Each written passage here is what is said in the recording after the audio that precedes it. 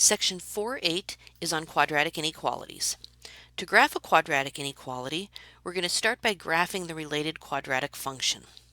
Then we're going to decide if the boundary is solid or dashed. Solid if it's a less than or equal to or greater than or equal to, or dashed if it's a less than or a greater than. Then we're going to decide whether to shade inside or outside the parabola. We're going to shade inside if it opens up and it's a greater than, or if it opens down and it's a less than. We're going to shade outside if it opens up and it's a less than, or if it opens down and it's a greater than. If that's too confusing to remember, you can always just test a point. Let's take a look at an example here. Here we have the quadratic inequality y is greater than x squared minus 3x plus 2. Let's do a couple things first. I'm noticing it's a greater than, so that means my boundary is going to be dashed. And it's a greater than, and it's going to open upwards, so I'm going to shade inside the parabola.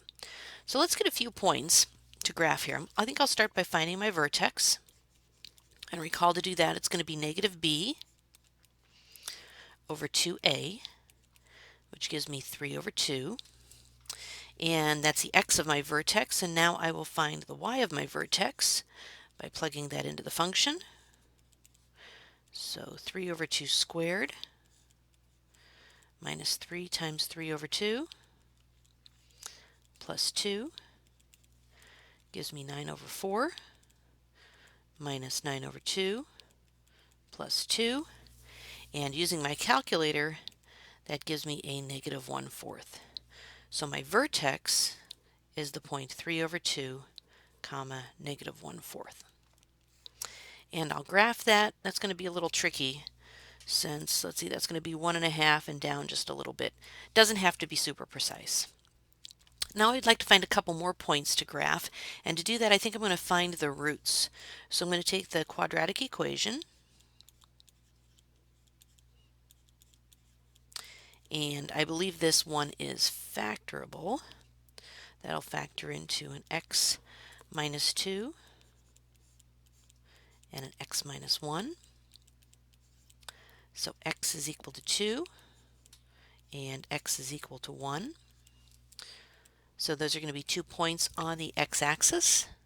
It's right here and right here. It's a little tight.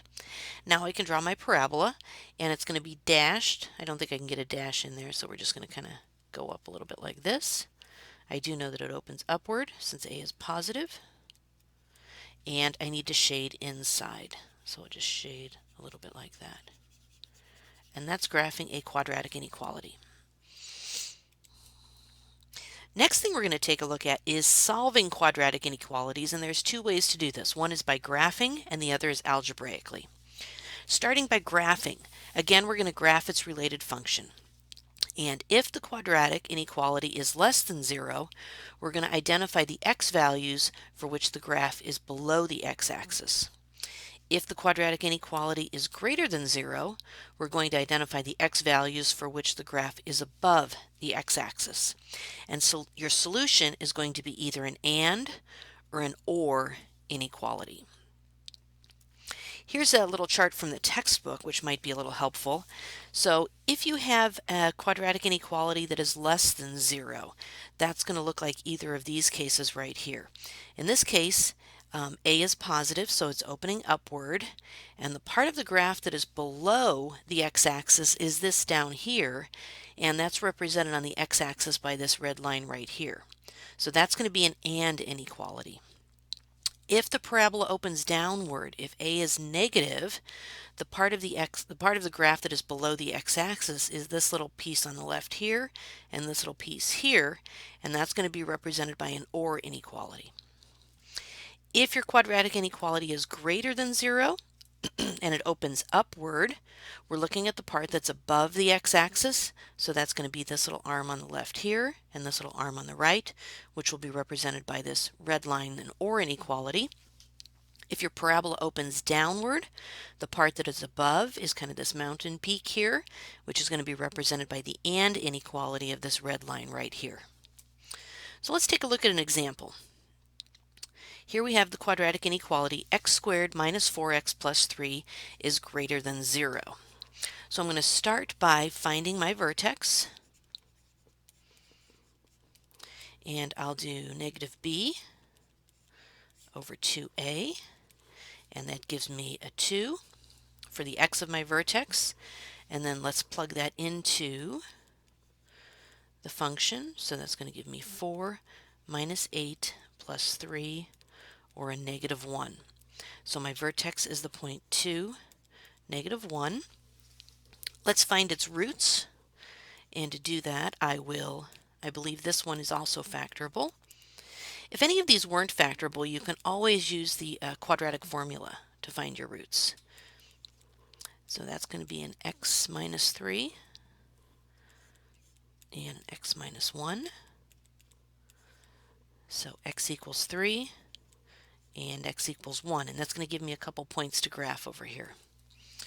So my vertex is 2, negative 1, and my roots are 3 and 1, and this would be dashed, so it would look something like that. Okay, but now I need to, since this is a greater than and it opens upward, I need to find the part of the graph that is above the x-axis. Since it's a greater than, I'm looking for what's above the x-axis. And that's going to be, I'll go ahead and do it in some color here. So that's going to be kind of this part right here. All of that is above, and all of that is above. So that's going to be represented, I'll grab another color here, by an inequality that looks like this. So it's not 3, but it's anything greater than 3, and it's not 1, and it's anything less than 1. So this is going to be an OR inequality. So my solution is x is less than 1 or x is greater than 3. And I can put that in set builder notation and look very official here. Okay, the solution is not the graph. The graph helped me find the solution. This right here is actually the solution. Now let's take a look at one you can do algebraically, and it's actually kind of similar.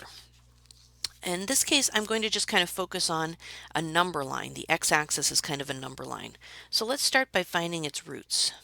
And again, I'm lucky this one is factorable. Set it equal to 0. And this factors into x plus 2 and x minus 1. So x is equal to a negative 2 and x is equal to 1. And let's go ahead and graph those on a number line. Remember, this can be a lot like my x-axis here. So I have a negative 2 and I have a 1. Okay, and these are actually going to be solid dots at those points since it's a less than or equal to. My graph is positive, so it opens upwards. So it's going to look, I'll go ahead and do it in green, pink here, I think. So it's going to look something like this, and I don't have to be super exact, but I know it's going to look like that, and it's going to go through those 2 points on the x-axis. Now, since it's a less than, I need the part that is below. Since it's a less than or equal to, therefore I need the part of the graph that is below, and that would be kind of this region right in here. So what it's going to look like is something like this, because what's below is anything between and including negative 2 and 1. And that's going to give me an AND inequality. So negative 2 is less than or equal to, because that was my sign here, x, which is less than or equal to 1. And again, I can put that in set builder notation. And that's my solution. So solving one of these algebraically is a little simpler than solving it graphically, but you still need to get a little bit of a picture.